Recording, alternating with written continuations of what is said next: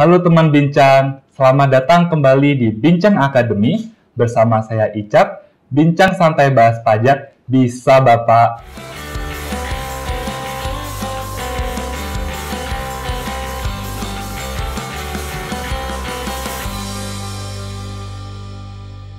Tema bincang kita pada episode kali ini, simak bedanya pembetulan dan pengungkapan ketidakbenaran pengisian SPT.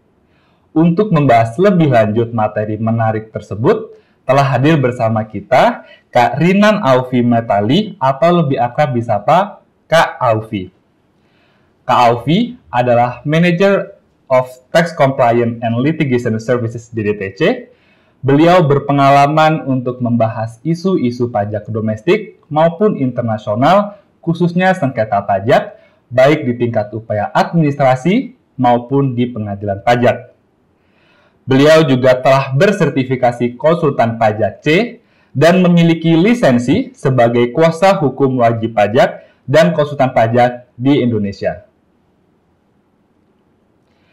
Baik, langsung saja kita sapa Kak Aufi. Halo Kak Aufi, apa kabar Kak? Halo Icat, Alhamdulillah baik. Alhamdulillah Kak ya. Sekarang kesibukannya apa nih Kak? Kesibukannya masih nemenin klien, ada pemeriksaan, ada keberatan, ada juga yang banding di sidang. Jadi ya hari-hari bolak-balik KPP dan pengadilan aja. Rutin ya Kak ya ke KPP Iya, dan pengadilan pajak. lumayan. Sebelum kita ngomongin terkait sengketa pajak di pengadilan pajak, kita kembali ke awal Kak di KPP terkait pembetulan SPT gitu. Sebagaimana yang kita ketahui Kak, bahwa peraturan perundang-undangan di kita nih memberikan suatu kesempatan kepada wajib pajak untuk melakukan perbaikan pada surat pemberitahuan atau SPT, termasuk diantaranya pembetulan atau pengungkapan ketidakbenaran SPT.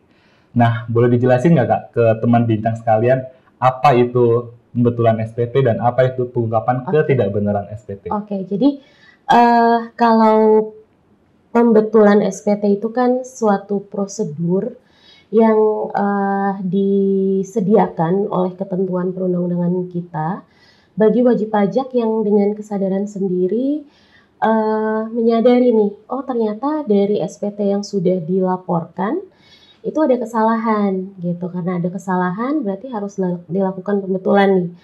Kalau pembetulan ini syaratnya dia hanya boleh dilakukan sebelum DJP menerbitkan surat pemberitahuan pemeriksaan ataupun surat pemberitahuan permintaan bukti permulaan.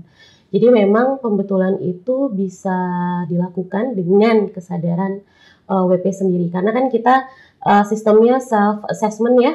Jadi ketika WP sudah melaporkan ternyata ada menyadari adanya kesalahan, itulah dilakukan pembetulan. Nah, kalau pengungkapan ini adalah suatu prosedur yang bisa dilakukan dalam hal DJP sudah menerbitkan surat pemberitahuan pemeriksaan. Jadi ketika sudah diterbitkan surat pemberitahuan pemeriksaan, kemudian WP baru sadar nih ternyata ada yang keliru dalam pelaporannya. Nah itu WP tersebut bisa menempuh upaya yang namanya adalah pengungkapan ketidakbenaran. Seperti itu. Baik Kak, selain bahwa ini sebagai dilakukan atas kesadaran diri sendiri wajib pajak, boleh dijelasin atau dibocorin nggak Kak? Apa aja sih syarat-syaratnya kalau misalkan teman bincang nih mau juga nih melakukan pembetulan atau pengungkapan ketidakbenaran pengisian SPT? Oke, jadi kalau untuk pembetulan itu syaratnya pertama yang utama adalah belum dilakukan pemeriksaan pajak untuk pembetulan ya. Itu yang utama, belum dilakukan pemeriksaan. Kemudian dari sisi jangka waktu berapa lama? Apakah kita bisa lakukan pembetulan seterusnya sampai kita nanti lupa lagi ada yang salah, harus betulin lagi, terus nanti itu berapa lama? Nah ini di peraturan terkait dengan berapa lamanya itu, berapa kalinya, itu tidak ada. Tapi kita memperhatikannya adalah jangka waktu daluarsa. Jadi pembetulan itu bisa dilakukan sepanjang belum diperiksa dan dalam jangka waktu sebelum daluarsa penetapan selesai gitu ya. Daluarsa penetapan ini berapa lama? Itu ada di ketentuan kita, waktunya adalah 5 tahun.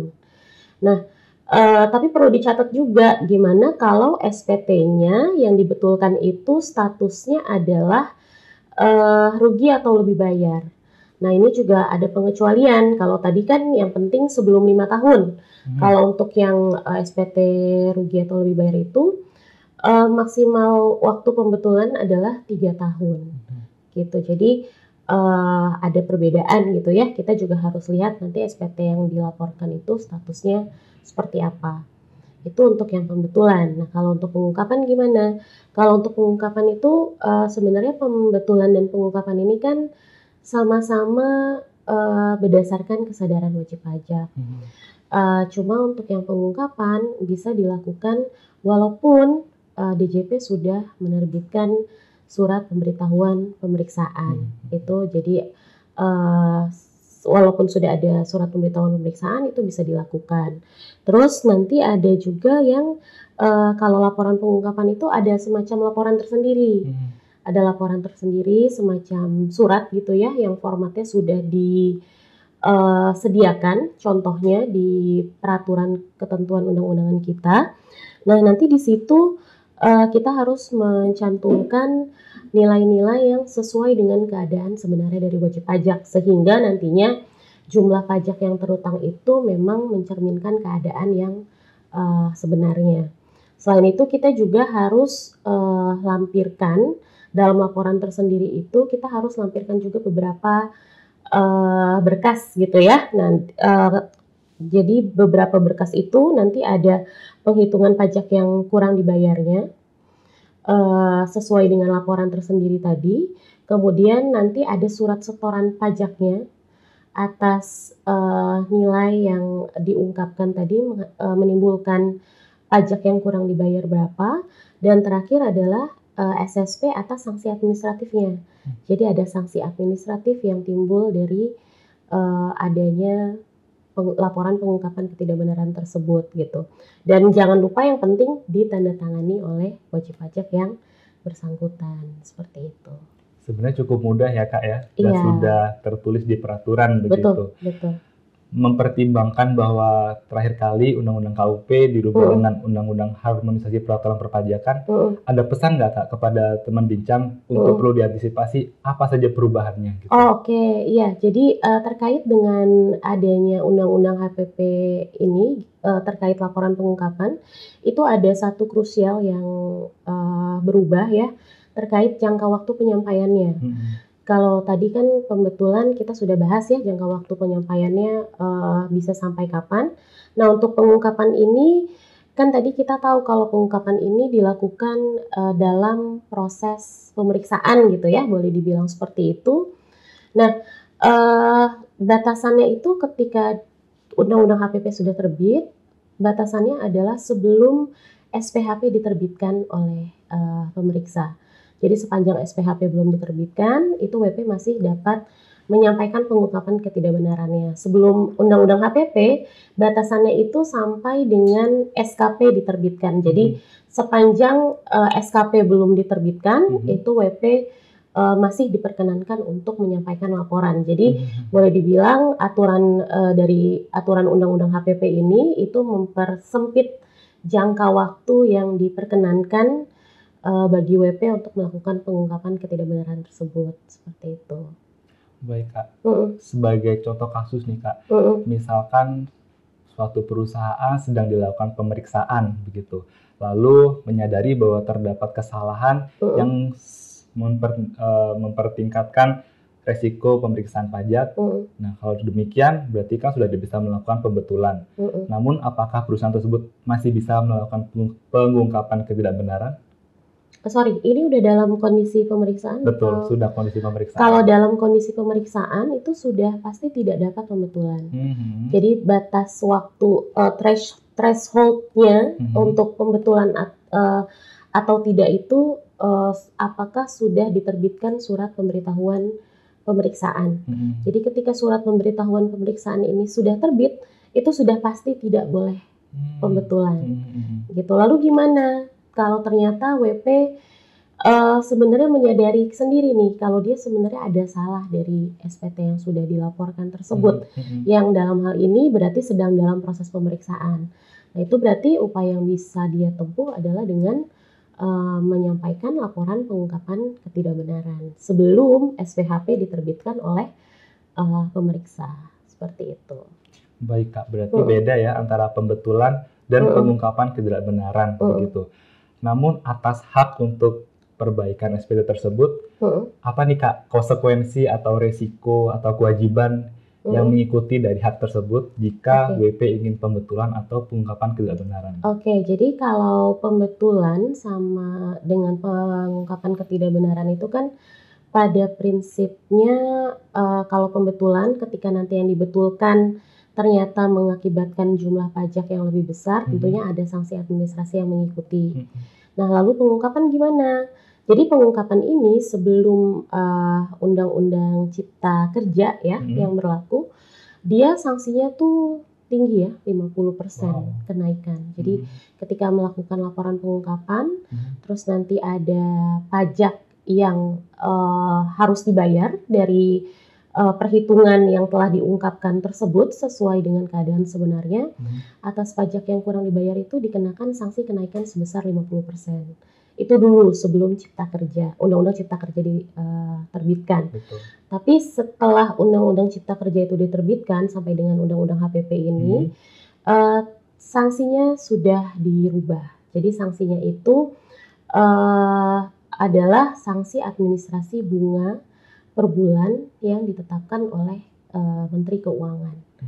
Gitu. Jadi secara sanksi boleh dibilang ini lebih rendah dari ketentuan yang Undang-Undang Cipta Kerja gitu ya untuk sanksinya. Nah nanti ada terkait dengan penambahan 10% gitu ya dari sanksi yang sudah ditetapkan per bulan itu, kemudian nanti dibagi 12. Jadi konsekuensi pemberian sanksinya itu dia namanya sekarang sanksi bunga, dari bunga per bulannya itu dikenakan maksimal 24 bulan gitu.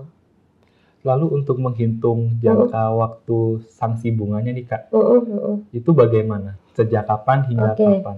Jadi kalau untuk batas waktunya sendiri ini kita bedakan ya, karena kan kita SPT itu dibedakan ada dua tipe gitu ya. Satu SPT tahunan, satu SPT masa. Untuk SPT tahunan, perhitungan sanksi berapa bulannya itu dari batas waktu penyampaian SPT tahunan berakhir sampai dengan tanggal pembayaran dilakukan. Gitu. Jadi dan bagian bulan, jadi kalau di pajak prinsipnya gitu ya, bagian bulan itu dianggap 1 bulan gitu. Terus kalau untuk jatuh penghitungan untuk SPT masa itu dihitungnya dari jatuh tempo pembayaran berakhir sampai dengan tanggal pembayarannya.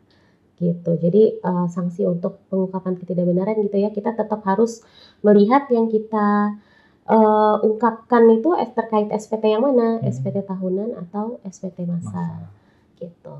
Baik Kak, berarti memang perlu dipahami ya Kak ya, dan perlu kita teliti apakah pembetulan atau pengungkapan ketidakbenaran ini atas SPT pajak tahunan atau SPT pajak masa. Begitu.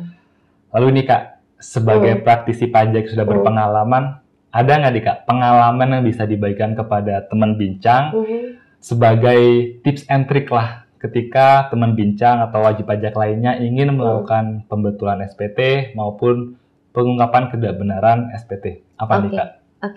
Jadi kalau kita mau setelah WP melaporkan SPT tentunya ya, nanti kan mungkin di dalam perjalanan menyadari adanya kesalahan. Nah, saat kita menyadari kesalahan ini kita harus tahu kita posisinya itu sudah berapa lama sejak tahun pajak yang bersangkutan, Kemudian nanti kita lihat apakah sudah diterbitkan surat pemberitahuan pemeriksaan atau belum. Ketika memang belum ada surat pemberitahuan pemeriksaan, berarti upaya yang kita ambil adalah pembetulan SPT. Nah, ketika kita melakukan pembetulan, kita tentunya harus cek dulu nih, yang kita sadari salah itu di bagian yang mana, kemudian ada lagi atau tidak gitu ya, karena kan sangat wajar dalam pelaporan mungkin ada salah hitung, ada salah tulis gitu ya, salah menerapkan peraturan. Jadi itu dicek dulu nih benar-benar yang kira-kira sudah sesuai atau belum dengan kondisi si WP tersebut. Itu kalau untuk pembetulan. Jadi kuncinya kita harus benar-benar memastikan pelaporan kita, data-data keuangannya, terus sumber-sumber data yang nantinya akan dilaporkan di SPT itu memang sudah sesuai dengan fakta atau tidak. Kemudian gimana kalau ternyata sudah ada surat pemberitahuan pemeriksaan, tapi dia sadarnya telat nih. Sadarnya ketika sudah dalam pemeriksaan nih, SP2-nya sudah keluar gitu ya. Tapi kita sadar nih kalau ada yang harus dibetulkan, itu gimana? Nah, di aturan tadi ada upaya si pengungkapan ketidakbenaran ini. Pada prinsipnya sama ya, maksudnya apa yang kita harus perhatikan ketika membuat laporan pengungkapan ketidakbenaran ini pada prinsipnya sama ketika kita melakukan pembetulan. Kita harus benar-benar memastikan apa yang nantinya kita laporkan melalui pengungkapan ketidakbenaran itu memang sudah sesuai dengan kondisi si wajib pajak gitu ya. Jangan sampai nanti ketika kita sudah menyampaikan laporan pengungkapan ketidakbenaran ternyata ada yang tertinggal, yang lupa dicantumkan dalam laporan tersendirinya, seperti itu. Jadi kita harus double check gitu ya sebelum melakukan pembetulan atau pengungkapan ketidakbenarannya. Begitu pula nanti kita juga harus menghitung jumlah pajak yang kurang dibayar jadinya berapa, sanksi administrasi yang timbul berapa, itu pun kita harus perhatikan gitu.